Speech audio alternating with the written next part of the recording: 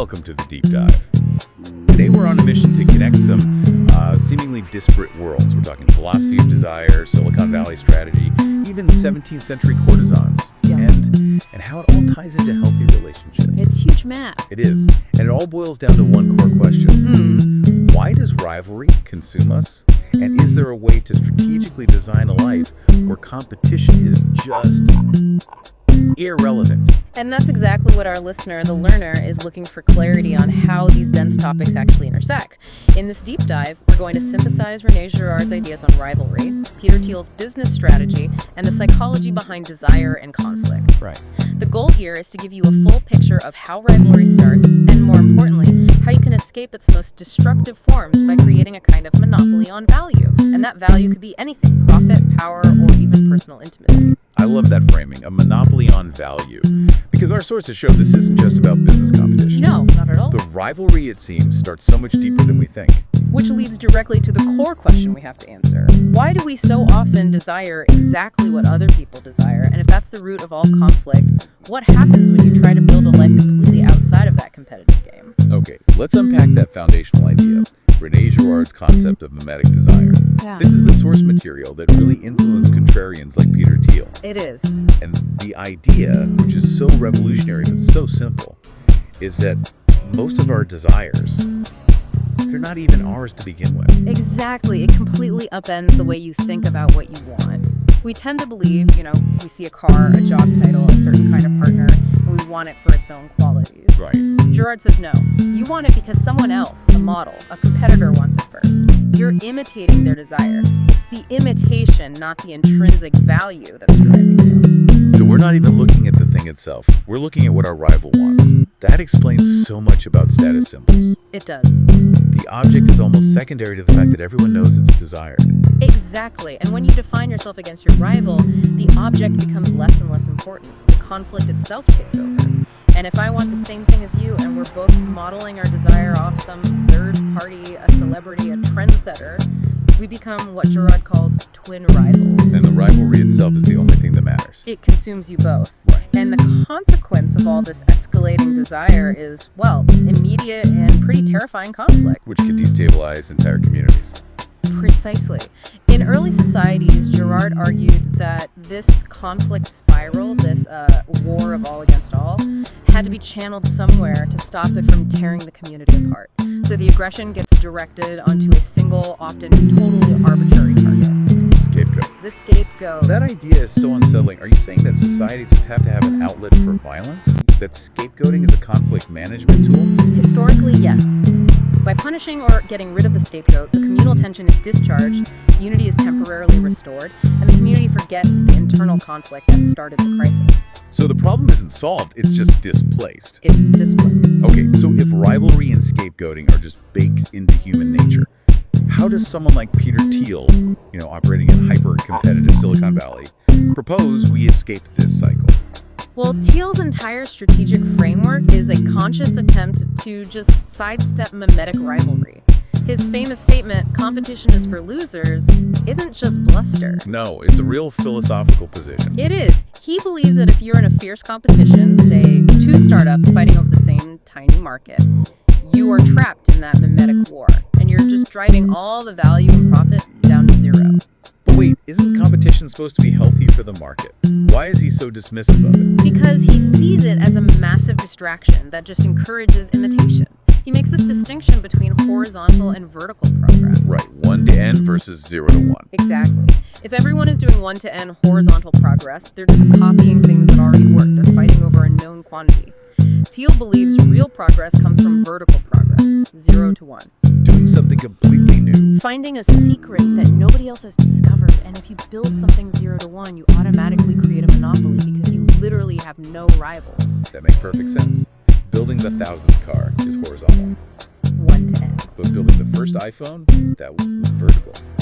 0 to 1. You're escaping the gravitational pull of imitation. And Thiel says the secret to finding those opportunities is to be radically contrarian. It's about asking yourself, what important truth do very few people agree with me on? That's the entry point to your monopoly. Yes. It reminds me of that fantastic exchange when Jeff Bezos criticized him. He said something like, Peter Thiel is a contrarian. first and foremost. You just have to remember that contrarians are usually wrong.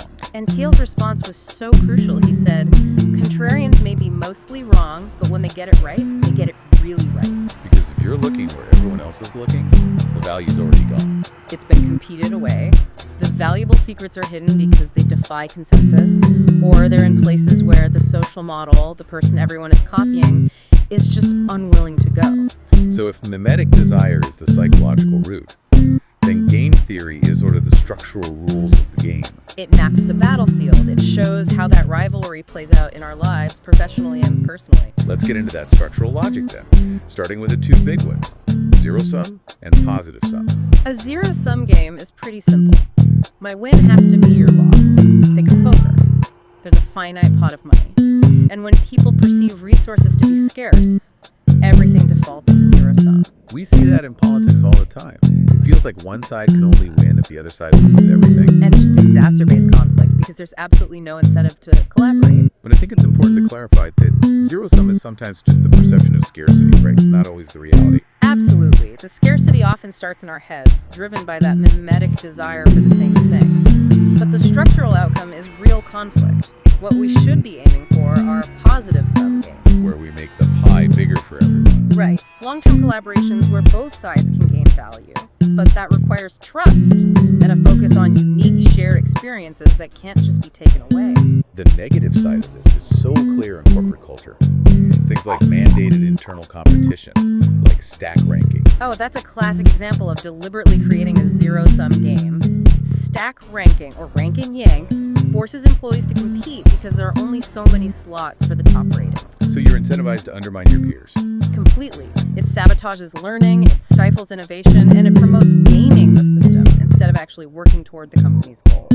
The structure itself dictates the morality, and the morality becomes survival. Now we can see that play out in structured finite games like that reality show Traders. Yeah. That show is a perfect demonstration of the end game. Because the game has a fixed prize and a limited number of rounds, the incentive for long-term trust just evaporates near the end. Right. The traders start turning on their own allies. Indiscriminately. Because the low accountability and the fixed zero-sum prize compel them to make risky, non-cooperative moves. It shows that when the chance for a positive sum outcome is gone, even the closest bonds just fall apart. This idea of building a personal monopoly, a 0-to-1 existence, it goes way beyond tech.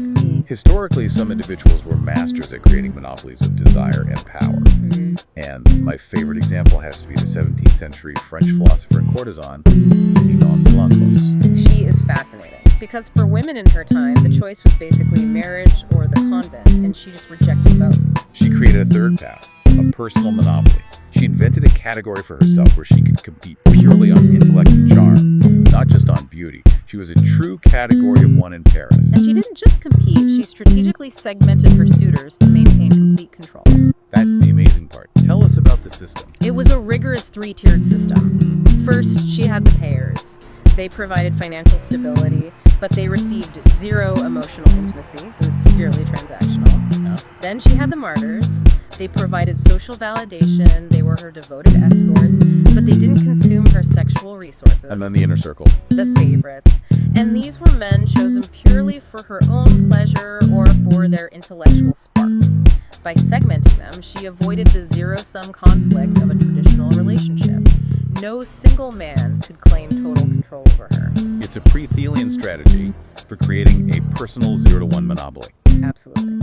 And speaking of brilliant strategists, we have to talk about Cleopatra. Plutarch described her as having near magical charms, but her real power was her intellect, which she used to influence leaders like Antony. Yeah, Plutarch saw her as this massive geopolitical force. Her real power was political skill and timing. And he observed that Antony's moral failure wasn't just falling for her, it was being seduced by his own success. Plutarch noted that Antony was only truly excellent when things were going wrong.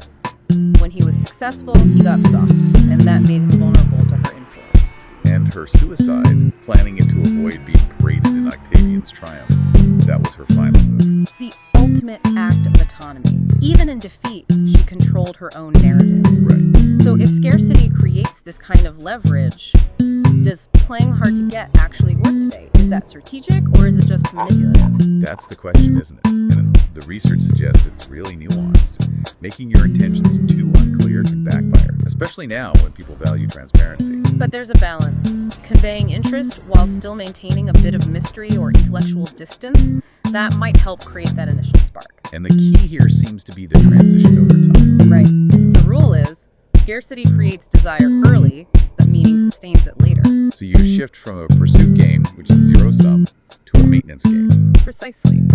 Long-term relationships have to become a positive-sum game. You have to focus on creating unique shared experiences. Studies consistently show that intimacy and partner responsiveness are what really correlate with sexual desire over the long haul. So it's about building a unique world together that no one else can replicate. That's your monopoly. Okay, so if the problem is this mimetic zero-sum dynamic, we need personal systems to protect ourselves. Because some people actively exploit these dynamics to control others. Yes, and one of the most destructive mechanisms is intermittent reinforcement in unstable relationships. The hot and cold push-pull cycle. It's devastating because it creates a powerful addiction cycle in the person on the receiving end. The one delivering the reinforcement gets complete and absolute control by forcing their partner into this state of chronic anxiety. I've heard therapists say it creates a kind of starvation. The lack of predictable care makes those rare moments of attention feel like salvation. And that's why those relationships are so incredibly hard to leave. Your body is literally forced into withdrawal when that reinforcement is gone. Escaping that is the ultimate act of anti-competition. It's choosing your own wholeness over the tiny chance of winning their attention. Which highlights the absolute need for boundaries. So what are the practical tools for you, the learner, to navigate this without falling into rivalry?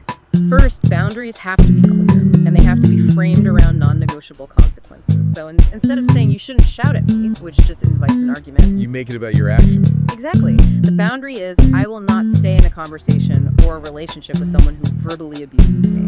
It removes the ambiguity. It defines your space. And setting those boundaries is so hard because it can feel rude.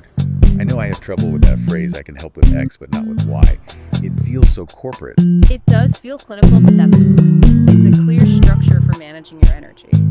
Therapists recommend I can help with X, but not with Y, because it's efficient and non-emotional. You're saying no to the demand, but you're still showing a willingness to help in a way that respects your own limits.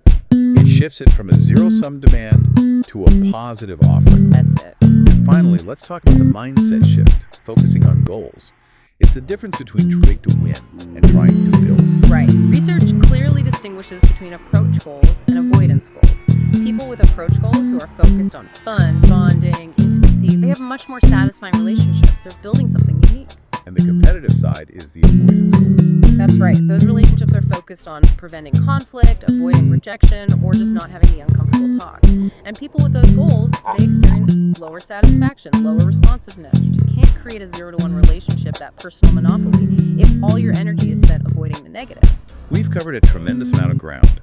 We've connected the macro philosophy of escaping competition Teal's 0-to-1 all the way down to the micro strategy of navigating rivalry in our own lives, with lessons from Cleopatra, Ninon de Linclos, and modern boundary setting. Yeah.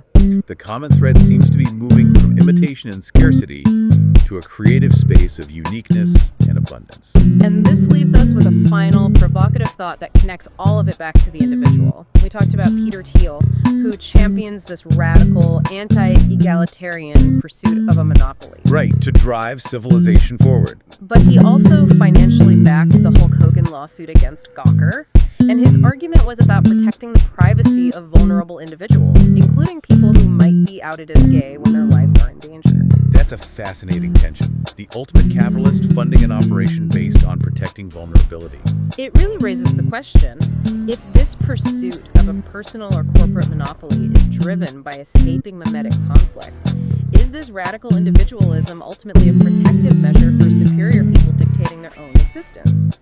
Or is it just a very sophisticated way of avoiding the messy, necessary work of building truly cooperative, egalitarian systems for everyone? When you build your own monopoly, are you elevating yourself or are you just creating a safe zone? Something for you to chew on until our next deep dive.